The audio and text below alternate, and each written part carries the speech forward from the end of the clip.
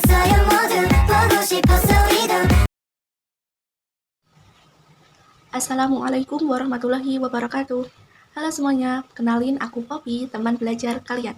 Nah, di sini pada video kali ini adalah video tambahan tentang belajar mengenai ukuran sebaran data dari materi statistika kelas 10 semester 2. Nah, spesial dari video kali ini adalah perhitungan kita akan menggunakan media digital berupa Excel, atau kalian bisa juga explore menggunakan spreadsheet untuk menghitung perhitungan tentang ukuran sebaran data.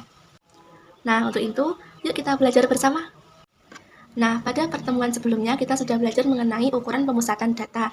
Yuk kita ingat ada apa saja ya dalam ukuran pemusatan data.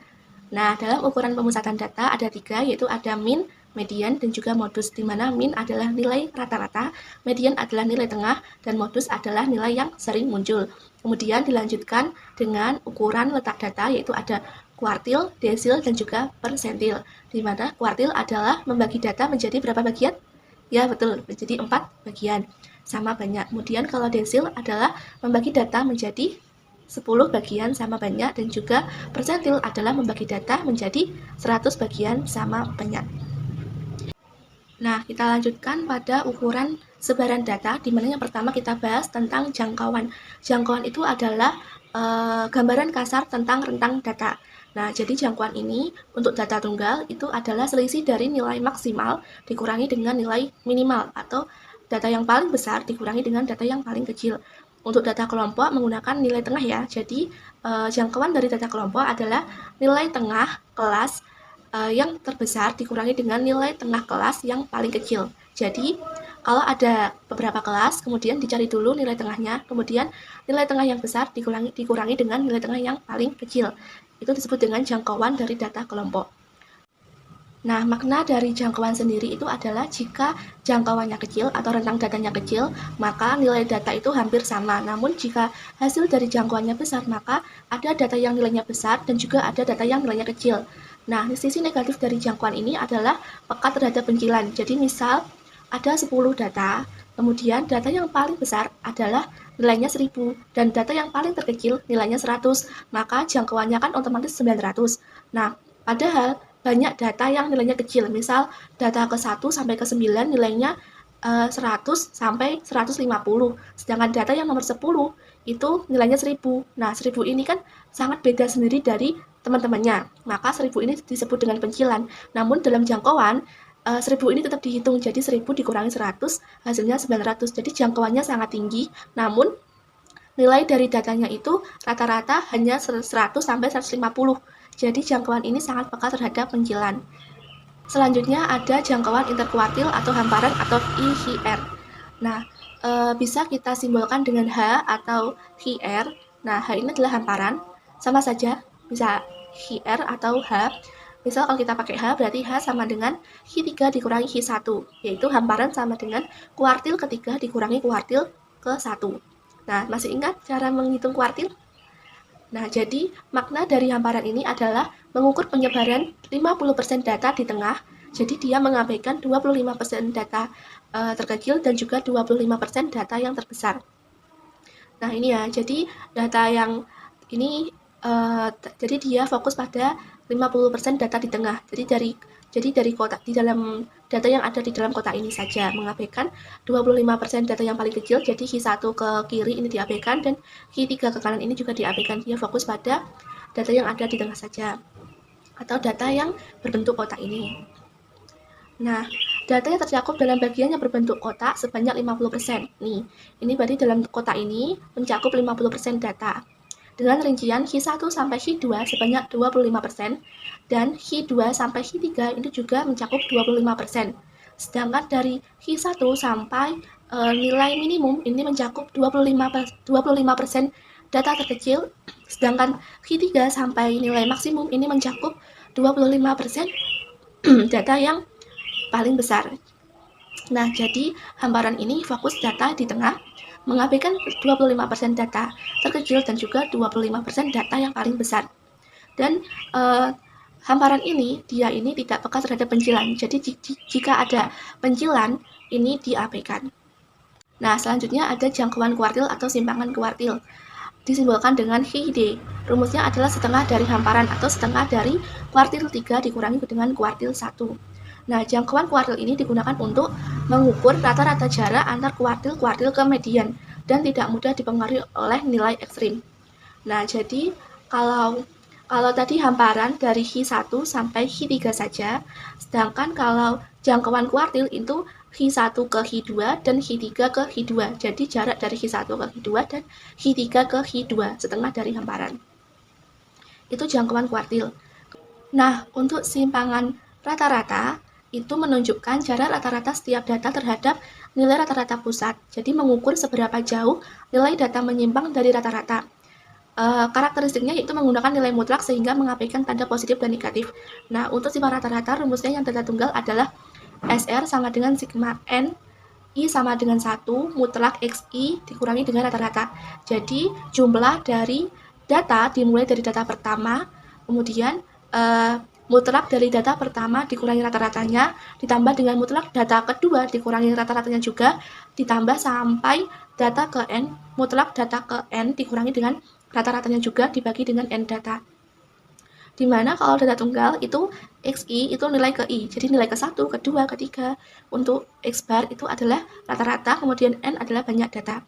Untuk data tunggal dalam tabel itu rumusnya hampir sama dengan data kelompok, bedanya adalah kalau di data tunggal dalam tabel itu XI-nya itu artinya adalah nilai ke I, nilai ke 1, ke 2, ke 3. Tapi kalau dalam data kelompok, XI ini dia artinya adalah nilai tengah kelas ke I. Jadi fokusnya adalah ke nilai tengahnya. Kalau di data tunggal adalah nilai datanya, kalau di data kelompok adalah nilai tengahnya. Nah, simpangan rata-rata ini adalah menggunakan tanda mutlak, yaitu mengabaikan nilai positif dan juga negatif. Jadi hasilnya ini akan selalu positif. Nah, untuk selanjutnya ada ragam atau varians, disimbolkan jika datanya sampel, disimbolkan dengan S kuadrat.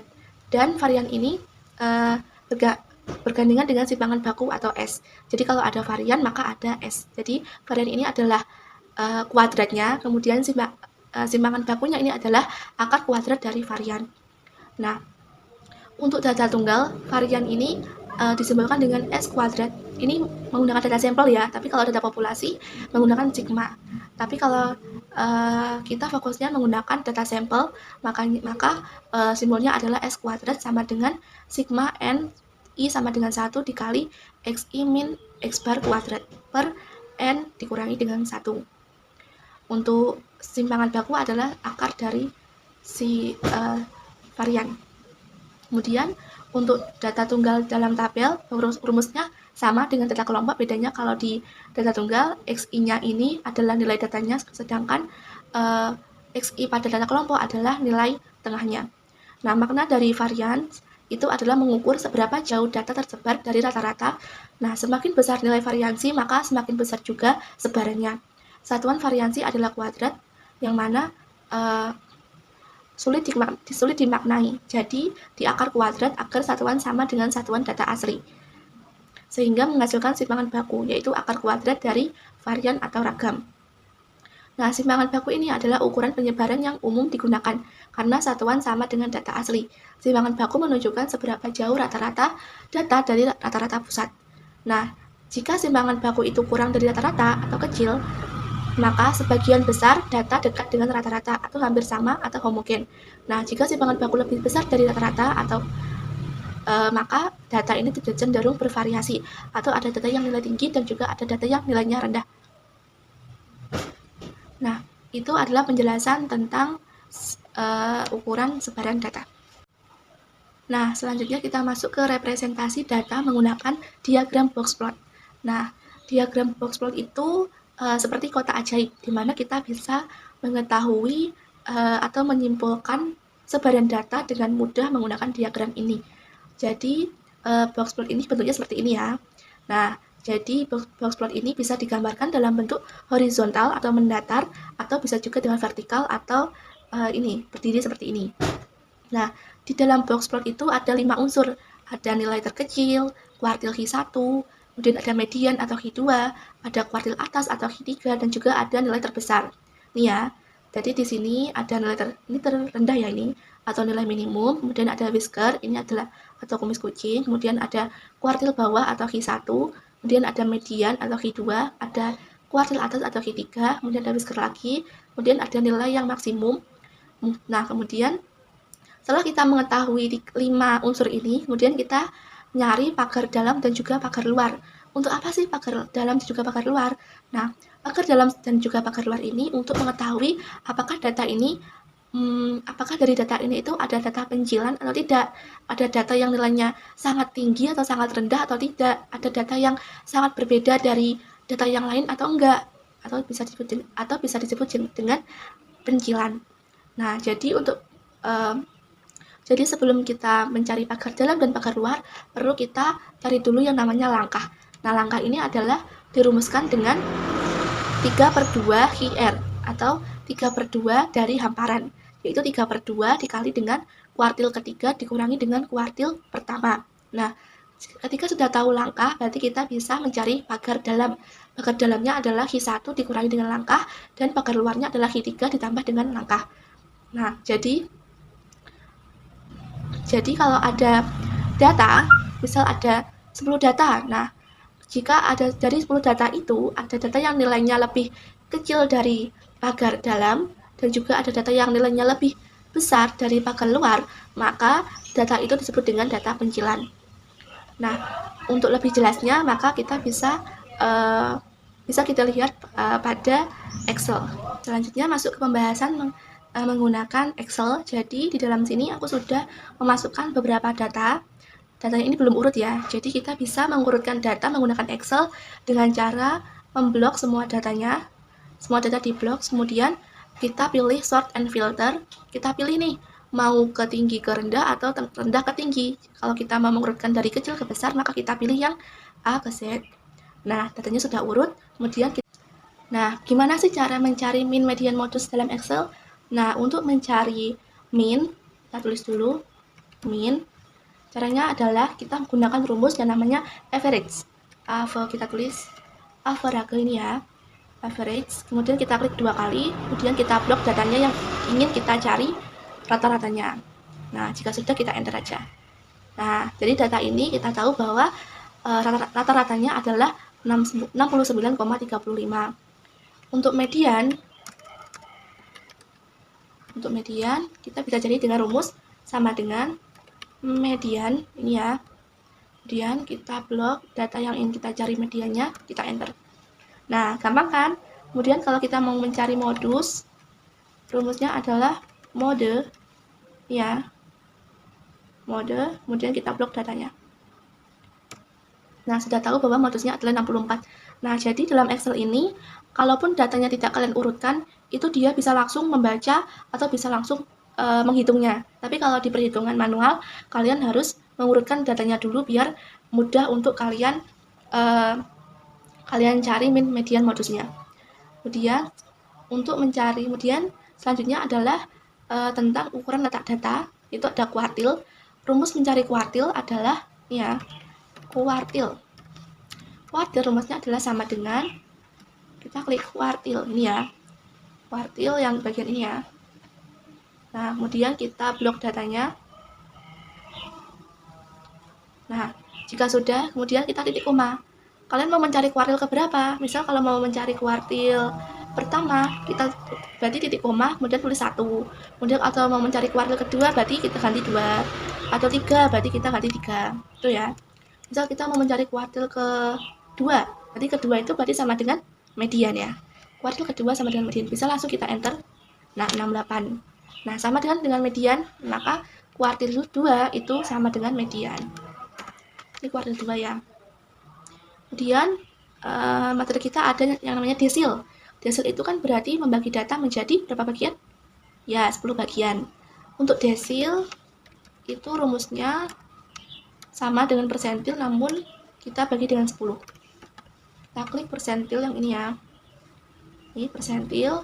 Kemudian kita blok semua datanya, kemudian titik koma. Nah, kita mau mencari desil ke berapa nih? Misal kita mau mencari desil ke 6, berarti kan Berarti 6 dibagi dengan 10. Kalau kita desimalkan menjadi 0,6. Nah, ini dihasil ke 6. Kemudian untuk persentil, itu rumusnya juga persentil, namun kita bagi dengan 100. Ya, kemudian kita blok datanya. Kemudian titik koma. Kalau misal kita mau mencari persentil ke 23, berarti 0,23. Jadi belakang koma itu ada 2 angka, kita enter. Nah, jadi persentil ke 23 adalah 64. Ya. Nah, kemudian untuk menggambar box plot, kita harus mencari 5 unsur tadi. Ada apa aja tadi? Ya, ada nilai minimum. Nilai minimum.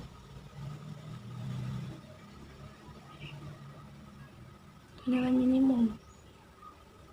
Nah, nilai minimum ini rumusnya adalah sama dengan min. Kemudian kita blok datanya. Kita enter. Nah, jadi nilai minimum dari data itu adalah 44. Kemudian kita mencari apa lagi? Kuartil pertama. Oke, kuartil pertama. Jadi sama dengan kuartil. Kemudian kita blok datanya. Karena titik koma, karena mau mencari kuartil pertama, maka kita ketik angka 1, kemudian kita enter. Nah, kemudian untuk kuartil kedua atau median, berarti sama dengan kuartil kuartil, dan kita blok datanya, kemudian kita titik koma, karena kuartil 2 maka kita klik angka 2. Oke, terus kemudian ada kuartil 3. Oke, kuartil 3, jadi sama dengan kuartil, kita blok datanya, kemudian titik koma 3, enter. Nah, kemudian ada nilai maksimum. Maksimum sama dengan max, kemudian kita blok datanya, kita enter. Nah, sudah tahu kan ada 5 unsur dari box plotnya. Kemudian tidak lupa kita mencari pagar dalam dan juga pagar luar. Untuk mencari pagar dalam dan pagar luar, kita harus mencari dulu yang namanya langkah. Untuk mencari langkah, berarti kita harus tahu apa dulu? Hamparan. Jadi, hamparan atau IHR itu sama dengan Q3 kuartil ketiga. Mana ya? Ini ya, kuartil ketiga dikurangi dengan kuartil pertama. Nah, kemudian untuk jika disuruh mencari HID atau simpangan kuartil, HID berarti setengah dari hamparan. Nah, di dalam Excel ini kalau mau mengalihkan sesuatu, maka kita simbolkan dengan bintang ya. Jadi bintang ini sama dengan kali. Setengah dari hamparan, kita klik aja, udah enter.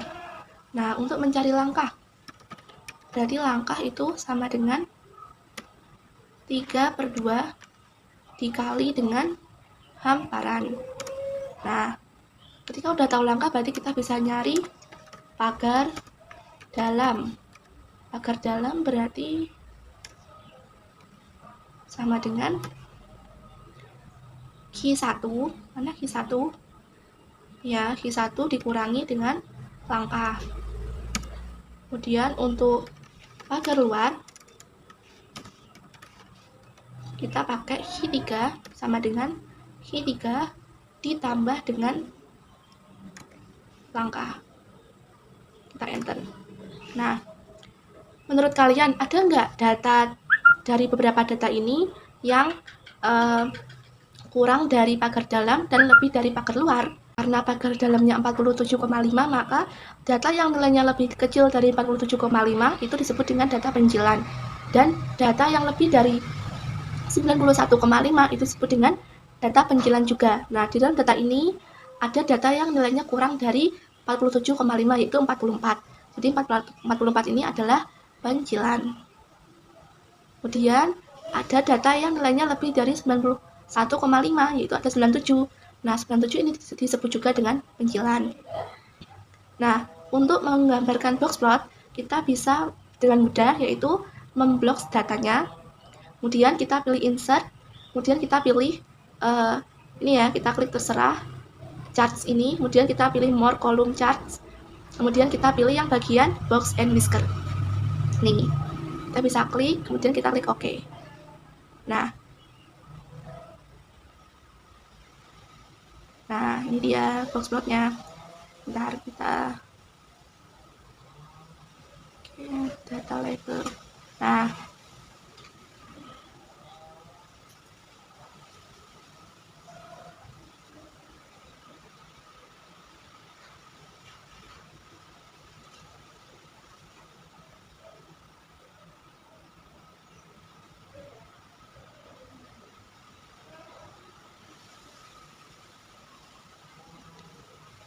Nah, dari box plot ini kita bisa tahu bahwa 44 itu pencilan ya, sama 97 juga pencilan nih. Kemudian karena 44 ini pencilan, maka data terpaling kecil atau data minimumnya menjadi 56. Jadi karena 44 ini pencilan, maka 44 ini tidak sebagai atau bukan sebagai data yang paling kecil lagi. Karena dia pencilan, maka data yang paling kecilnya bergeser menjadi 56. Begitu juga dengan 97 ini. Nah, 97 ini kan pencilan, makanya data yang paling besar jadi bergeser menjadi 83. Kemudian nih ya, kemudian kuartil satunya nih ya. Kuartil satunya ada 64. Nih. Kuartil medianya ada 68. Ini. Kemudian ini bagian yang paling tengah ini adalah rata-ratanya yaitu 69,35. Nah, kenapa di sini Q3-nya adalah 77 sedangkan di perhitungan kita tadi adalah Q3-nya 75? Nah, karena dalam box plot ini bawaan Excel, nanti dia menghitung Q3-nya ini menggunakan rumus yang menggunakan EXC. Jadi sama dengan kuartil yang EXC. Tadi kan kita pakai INC, ini kan hasilnya 75. Nah, dalam box plot ini Excel menghitungnya menggunakan yang titik EXC. Jadi EXC ini dia mengabaikan nilai pencilan. Jadi kalau INC ini mengambil semua data, sedangkan EXC ini dia mengabaikan pencilan. Jadi ketika kita pilih yang kuartil EXC, misal kita mau cari I3, kita blok datanya, kemudian titik koma 3. Nah, 77 kan hasilnya sama dengan ini. Nah, makanya ini aslinya sama aja. Jadi di perhitungan manual kita pakai semua data termasuk data pencilan. Namun karena ada data pencilan, maka dalam box plotnya Excel dia langsung menghilangkan pencilan itu. Jadi dia hitungnya ini kan, karena ada pencilan maka langsung nilai minimumnya jadi 56, nilai maksimumnya jadi 83. Kemudian untuk perhitungan kuartilnya dia menggunakan EXC, itu mengabaikan pencilan. Jadi sama saja. Jadi kalau pakai INC maka dia ini kita menghitung semua datanya, tapi kalau kita pakai EXC maka kita abaikan data pencilan. Jadi kalau kita mau menggambarkan data atau merepresentasikan data dalam bentuk diagram box plot atau apapun itu, kita langsung aja blok datanya, kemudian kita pilih ke insert, kemudian pilih diagramnya. Jadi nggak perlu perhitungan, bisa langsung gambarkan diagramnya oleh Excel. Mudah bukan? Ya. Nah, sebagai informasi tambahan juga, kita bisa juga mencari simpangan rata-rata menggunakan Excel. Jadi simpangan rata-rata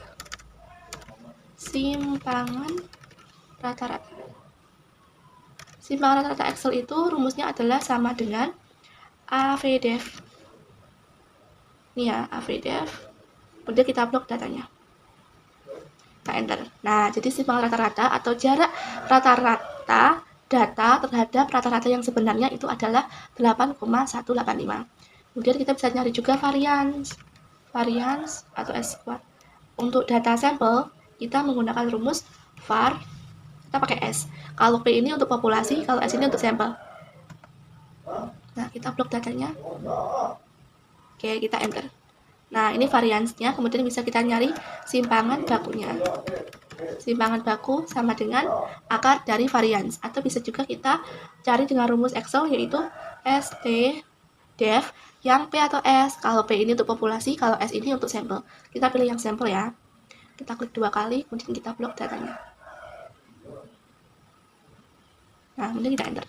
Nah, ini dia simbang rata-ratanya, ada variansnya, ada simbangan baku. Perlu diingat bahwa simbangan baku itu adalah akar dari varians. Jadi kalau ada varians, maka ada simbangan baku. Simbangan baku sama simbangan rata-rata itu lebih bagusnya mana? Lebih umum dipakai yang simbangan baku. Karena apa? Karena kalau simbangan rata-rata tadi kan harus dimutlakan, jadi dia mengabaikan nilai yang positif dan juga negatif. Nah, beda lagi dengan varians. Varians ini tadi dia mengkuadratkan nilai, kemudian nilainya di akar menjadi simbangan baku. Nah, bagaimana? Mudah bukan materi kita hari ini? Untuk output dari pembelajaran kita hari ini, kalian bisa mencoba latihan soal yang udah saya tampilkan di sini. Nah, silakan dicoba ya. Oke, terima kasih banyak untuk antusiasnya. Terima kasih banyak sudah menonton sampai akhir. Semoga bermanfaat. Apabila ada yang ingin ditanyakan atau yang masih bingung, silakan komentar di bawah. Semangat belajar. Bye-bye. Terima kasih. Wassalamualaikum warahmatullahi wabarakatuh.